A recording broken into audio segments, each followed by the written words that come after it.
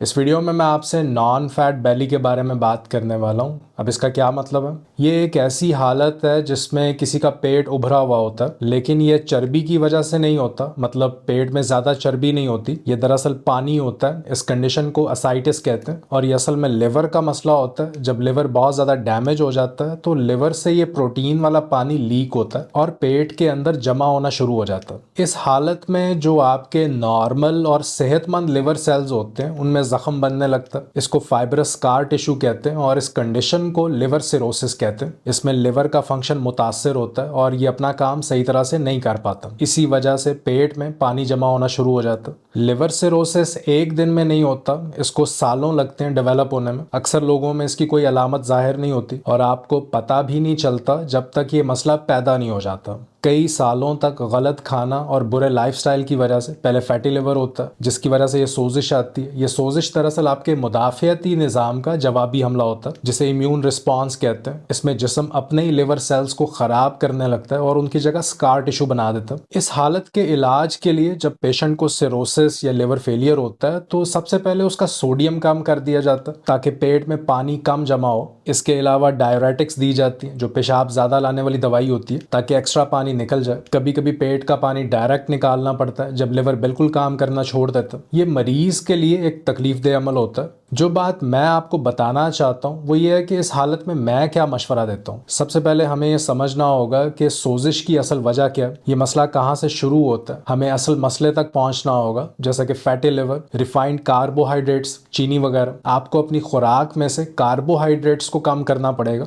अगर ये मसला शराब नोशी की वजह से है तो अगर आप शराब नहीं छोड़ते तो लिवर को बार बार नुकसान होता रहेगा और ये आपके लिवर के लिए एक बड़ी मुसीबत बन सकती है। तीसरा, आपके खाने में प्रोटीन की मिकदार ज़्यादा नहीं होनी चाहिए। प्रोटीन को 100 ग्राम से कम रखें हर खाने में, क्योंकि इससे ज़्यादा अमोनिया बनता है जो दिमाग के लिए नुकसानदेह हो सकता है। क्योंकि लिवर का काम होता है इस प्रोटीन को प्रोसेस करना, लेकिन जब लिवर सही तरह काम नहीं कर रहा होता तो ये अमल स्लो हो जाता है या रुक जाता है। इसलिए आपको लिवर पे ज़्यादा लोड नहीं डालना चाहिए। फैट भी ज़्यादा नहीं खाना चाहिए, सिर्फ एक मुनासिब मिकदार में। ये इसलिए ज़रूरी है क्योंकि जब लिवर सेल्स डैमेज्ड हो जाते हैं तो बाइल कम बनता है और बाइल का फ्लो मुतासर हो जाता है। बाइल वो मादा है जो चिकनाई को तोड़ता है। जिन लोगों को सिरोसिस होता है उनके जिस्म में इतना बाइल होता नहीं है कि वो फैट को हजम कर सके और ये एक बड़ा मसला बन सकता है। चौथा, हरी पत्तों वाली सब्जियां खाना बहुत फायदेमंद है। ये सब्जियां फाइटोन्यूट्रिएंट से भरपूर होती हैं जो लिवर को ऑक्सीडेटिव स्ट्रेस के नुकसान से बचाने में मदद करती हैं और जहरीले मादों के असर को कम करती हैं। ये लिवर डिटॉक्सिफिकेशन के अमल में फेज 1 और फेज 2 को सपोर्ट करती हैं। इसके अलावा इन सब्जियों में बहुत ज़्यादा पोटासियम होता है जो जिस्म में फ्लूइड बैलेंस को बरकरार रखता है और पेट में जमा हुए पानी की मूवमेंट में मदद करता है। मैं हमेशा ये मशवरा देता हूँ कि सोडियम कम करने की बजाय अगर आप पोटासियम को बढ़ा दें तो ये तरीका ज़्यादा बेहतरीन होगा, क्योंकि हमें पोटासियम की ज़्यादा ज़रूरत होती है और ये बहुत ज़रूरी मिनरल है।